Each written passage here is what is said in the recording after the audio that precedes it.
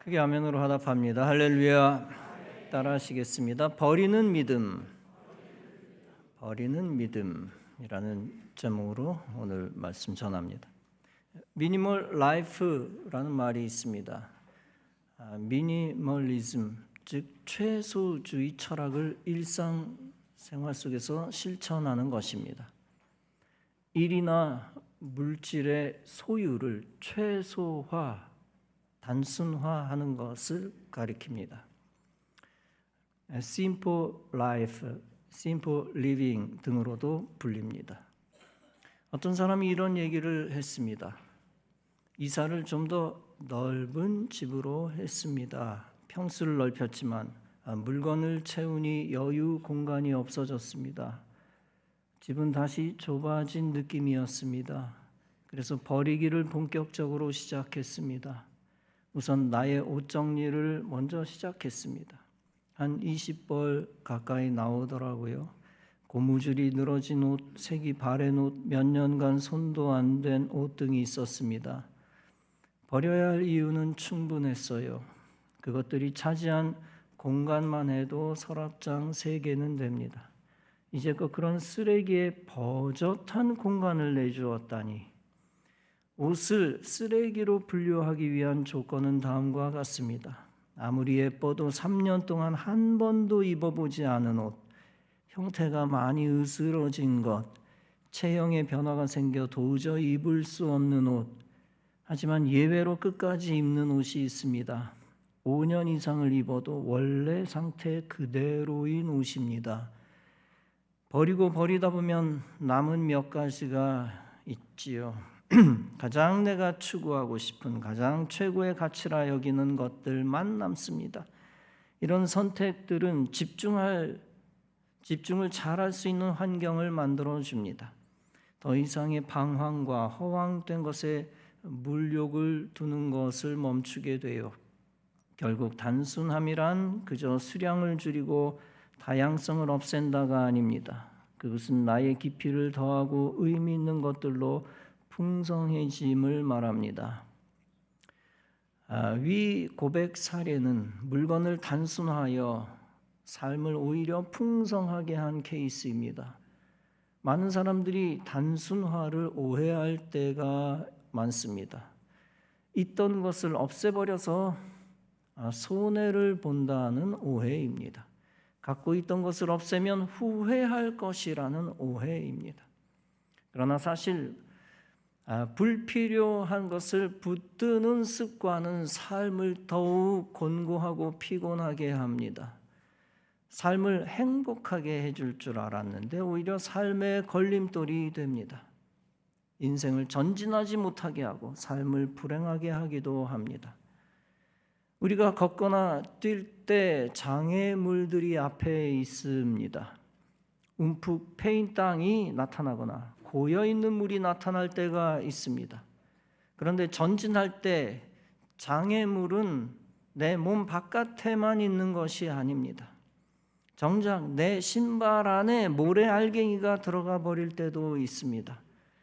마라톤 경기 중 신발 안에 모래가 들어간다면 보통 신경 쓰이는 것이 아닙니다.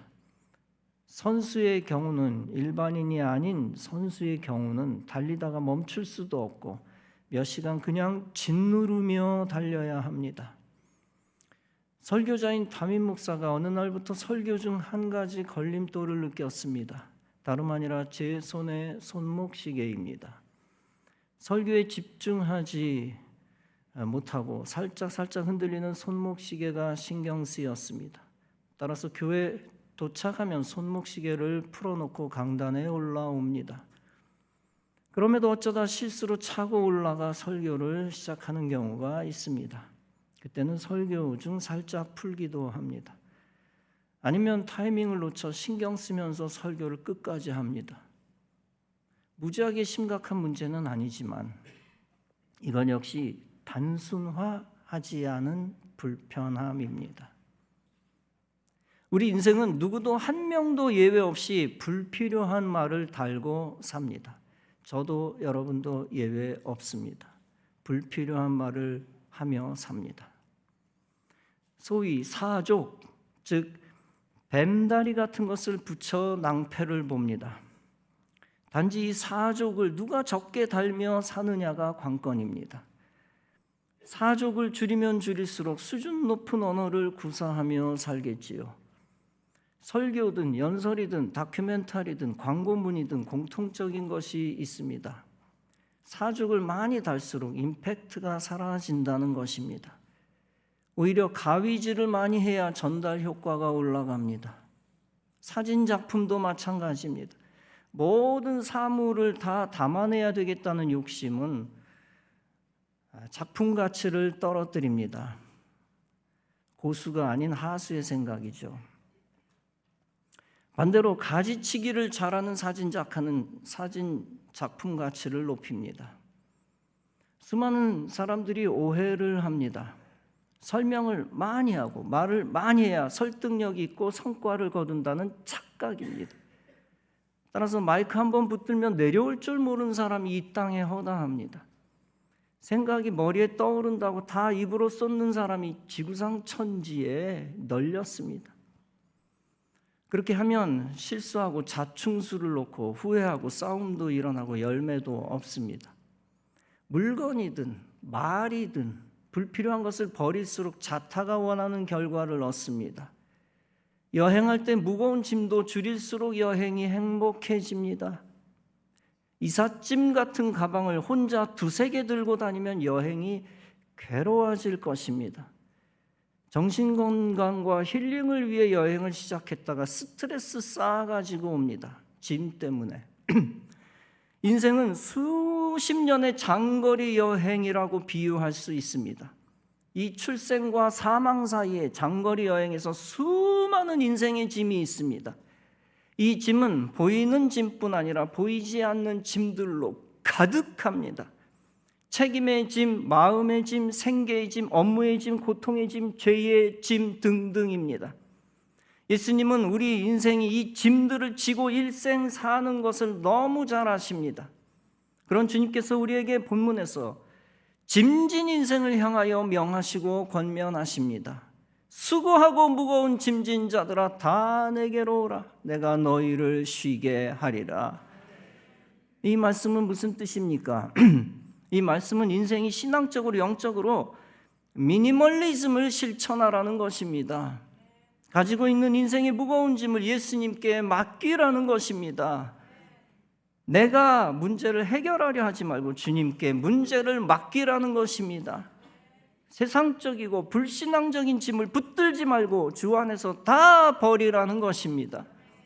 마음속에 있는 부정적인 쓴 뿌리, 고통의 짐도 다 주님께 버리라는 것입니다. 예수님이 다 받아 제거하고 소멸시켜 주신다는 것입니다. 특히 질기게 우리 몸과 인생에 붙어있는 구습이 있습니다. 구습 가운데는 나쁜 습관이나 나쁜 생각과 나쁜 태도가 있습니다. 이런 것은 과거에도 우리를 전진하지 못하게 정체시킨 것들입니다. 이런 것은 우리의 미래에도 확실히 도움이 안 되는 것들입니다. 죄악과 쾌락에 얽매인 중독 습관입니다. 사람들을 고통에 빠뜨리는 성격과 말과 행동입니다. 남을 용서하지 못하는 성격과 말과 행동, 자기를 비하하는 태도입니다. 과거의 상처를 핑계 삼아 자기 연민에 빠지는 약한 태도입니다. 그리고 더 나아가 믿음으로 생각하지 못하고 부정적으로 생각하는 태도입니다. 이게 짐이 됩니다. 우유부단하게 자기 신세 타령하는 운명론적 사고입니다. 항상 과거에 집착하고 과거의 실수에 얽매이는 생각입니다.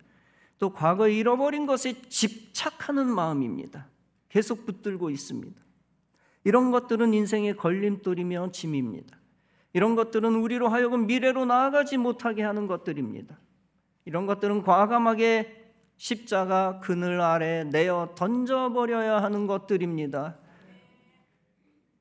사랑하는 성도 여러분, 한 해가 마무리되어가는 시점에서 우리가 털어버려야 할 것들이 있습니다. 아직 정리가 안 됐지요. 털어버려야 할 것들이 있습니다.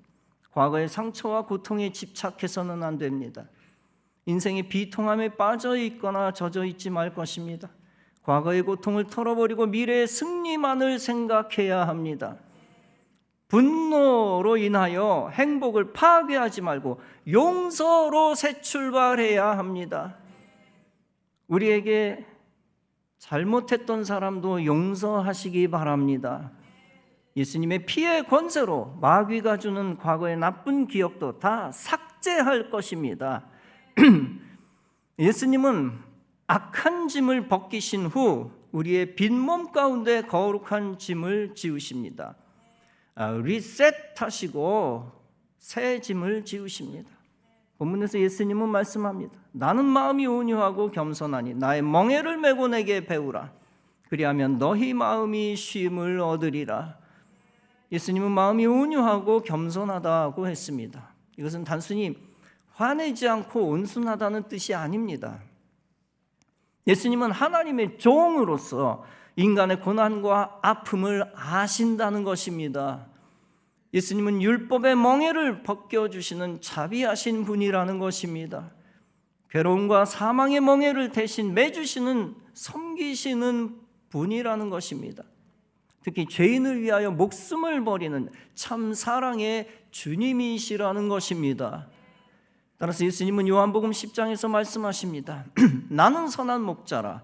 선한 목자는 양들을 위하여 목숨을 버리거니와 삭구는 목자가 아니요 양도 제 양이 아니라. 이리가 오는 것을 보면 양을 버리고 달아나나니 이리가 양을 물어가고 또 해치느니라. 달아나는 것은 그가 삭구니 까닭에 양을 돌보지 아니함이나 나는 선한 목자라. 나는 내 양을 알고 양도 나를 아는 것이 아버지께서 나를 아시고 내가 아버지를 아는 것 같으니 나는 양을 위하여 목숨을 버리노라. 그런 분이 인생의 고난을 이기는 길을 인생에게 알려주신다는 것입니다.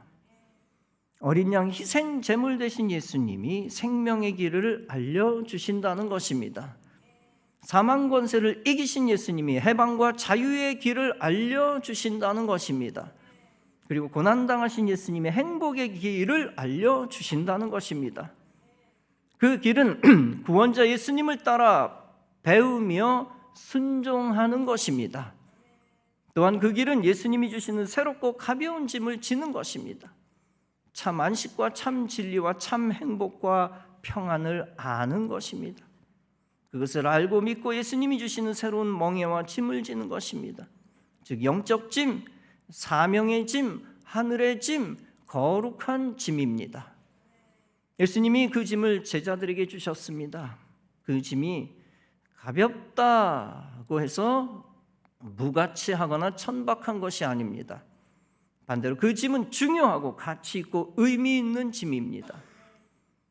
그 짐이 가볍다라고 하는 건 세상 짐처럼 짓눌리는 짐이 아니라는 것입니다. 구원 생명 얻은 자가 기쁨으로 질 수 있는 행복한 짐이라는 것입니다. 내가 비록 아파도 사랑하는 사람을 위해 질 수 있는 사랑의 짐이라는 것입니다. 이 짐을 훗날 주님이 사도 바울에게 주셨습니다. 사도 바울은 과거의 불신앙의 옛 짐과 세상의 짐을 제대로 다 버립니다. 빌립보서 3장에서 바울은 고백합니다. 그러나 무엇이든지 내게 유익하던 것을 내가 그리스도를 위하여 다 해로 여길 뿐더러 또한 모든 것을 해로 여김은 내 주 그리스도 예수를 아는 지식이 가장 고상하기 때문이라. 내가 그를 위하여 모든 것을 잃어버리고 배설물로 여김은 그리스도를 얻고 그 안에서 발견되려 함이니 내가 가진 의는 율법에서 난 것이 아니요 오직 그리스도를 믿음으로 말미암는 것이니 곧 믿음으로 하나님께로부터 난 의라. 사도 바울은 자신이 버린 것과 같은 것을 그리스도인들도 버리기를 원했습니다. 그는 에베소서 4장에서 말씀합니다. 너희는 옛사람을 버리고 새사람을 입으라. 실제 바울은 사도가 되기 전 옛사람의 이름이 사울이었습니다. 그는 예수님을 만나지 못했을 때 예수 믿는 자를 핍박했습니다. 영적으로 어둠에 있었기 때문에 어둠에 속한 일을 했습니다. 그러던 그가 다메섹 도상에서 부활하신 예수님을 만났습니다. 그로 인하여 그는 완전히 새 사람이 되었습니다. 옛사람을 벗어버리고 새 사람의 옷을 입었습니다. 부활의 빛이 그에게 임하여 그가 부활을 믿게 되었습니다. 그 믿음 가지고 새 사람 되어 부활 생명을 전하게 되었습니다. 죽음을 두려워하지 않고 순교의 믿음으로 살았습니다. 그는 자기가 예수 없이 의롭게 살았던 것이 어둠이었다라고 하는 것을 깨닫습니다. 더 나아가 예수 생명이 없으면 어둠의 노예가 된다는 것도 깨달았습니다. 어둠과 죄와 사망 권세의 자식이 된다는 것도 깨달았습니다. 그 후 선하고 영적인 것이 아닌 악하고 속된 것을 추구한다는 것을 알았습니다. 예수님 없으면 하나님을 미워하고 세상을 사랑하게 된다는 것도 알았습니다. 영에 속한 자가 아니라 육에 속한 자 되어 우상 숭배한다는 것을 알았습니다. 따라서 바울은 인생들에게 강조하고 있습니다. 너희는 옛사람을 버리고 새사람을 입으라. 어둠의 저주 가운데서 해방되어 부활 생명의 빛 가운데서 살라는 것입니다. 멸망의 불신앙을 버리고 영생을 주는 믿음 가운데 살라는 것입니다. 바울은 옛사람을 뭐라고 표현하고 있습니까? 유혹의 욕심을 따라 썩어져가는 구습을 따르는 자다라고 했습니다. 그 마음에 허망한 것으로 행함같이 행하는 이방인과 같은 존재라고 했습니다.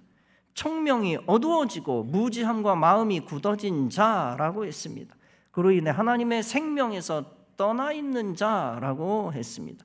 감각 없는 자 되어 자신을 방탕에 방임한 자라고 했습니다. 또한 모든 더러운 것을 욕심으로 행하는 자라고 했습니다. 그리스도를 배우지 않는 자라고 했습니다. 한마디로 옛사람은 어둠에 속한 자입니다. 소련 사람들은 이데올로기의 노예가 되어 있고 미국 사람들은 보험과 세금의 노예가 되어 있다. 이는 소련의 한 지도자가 미국으로 망명한 후 기자회견에서 한 말입니다. 이데올로기라고 하는 이념의 노예가 된 것은 비참합니다. 그는 분명 자유세계에 살면서도 무거운 짐을 지는 자들을 보았습니다.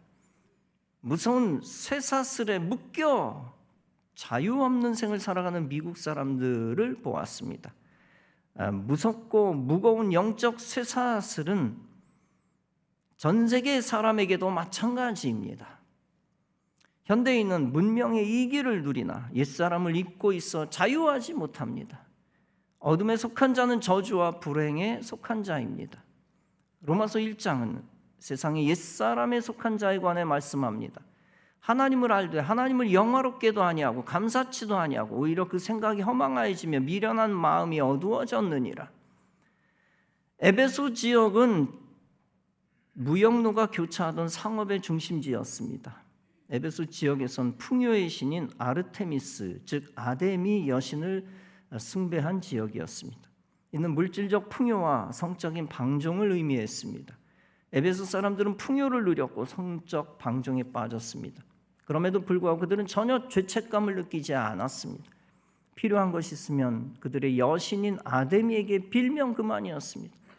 에베소 교회 교인들은 당연히 이러한 삶을 버렸습니다. 그리스도를 믿기로 결심한 사람들이 모였습니다. 그러나 교인이 되었어도 옛 생활을 청산하지 못한 사람들이 있었습니다.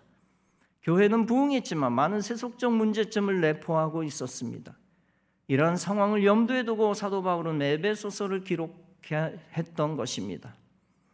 바울은 인생의 참 자유를 위해 새 사람을 입으라고 했습니다. 바울은 새 사람을 무엇이라고 했습니까? 예수 안에 있고 예수님으로부터 가르침을 받은 자라고 했습니다. 심령이 새롭게 된 사람이라고 했습니다. 하나님을 따라 의와 진리의 거룩함으로 지으심을 받은 자라고 했습니다. 새 사람은 빛에 속한 자입니다. 새 사람은 축복과 행복 가운데 속한 자입니다. 성도는 결코 어둠 가운데 오래 거해서는 안 됩니다. 무슨 일이 있어도 어둠에서 탈출하여 빛 가운데로 들어가야 합니다. 마귀의 권세에서 해방되어 하나님 품 안에 들어가야 합니다. 즉 옛사람을 벗어버리고 새 사람을 입어야 합니다. 그러면 참 예수님의 사람이 되고 인생의 존재가 바뀌어집니다. 주님이 천국으로 부르시는 날까지 이 땅에서 영광의 빛 속에 살게 됩니다. 그리고 그 영광의 빛 속에서 예수님이 주시는 기쁨을 누리며 살게 됩니다. 미국에 한 사업가가 있었습니다. 그는 목사의 아들로 태어나 사업에 투신했습니다. 그러나 심한 재정난으로 자살까지 생각하게 되었습니다. 급기야 미시간주 배틀크릭에 있는 격리병원에 수용되었습니다. 어느 날 아침 낭망하고 좌절한 그에게 찬송 소리가 들려왔습니다. 그가 무거운 몸을 이끌고 맥없이 그곳을 찾아갔습니다. 그랬더니 어떤 건물 특별실에서 기도회가 열리고 있었습니다. 그가 뒷자리에 앉아 있을 때 매우 친숙한 찬송이 불리고 있었습니다. 너 근심 걱정 말아라 주 너를 지키리. 그 찬송을 듣는 순간 그의 마음에서 좌절감이 사라지고 큰 확신이 생겼습니다. 그는 주님께 외쳤습니다. 사랑하는 하나님, 저는 아무것도 할 수 없습니다. 저를 좀 돌봐주시옵소서.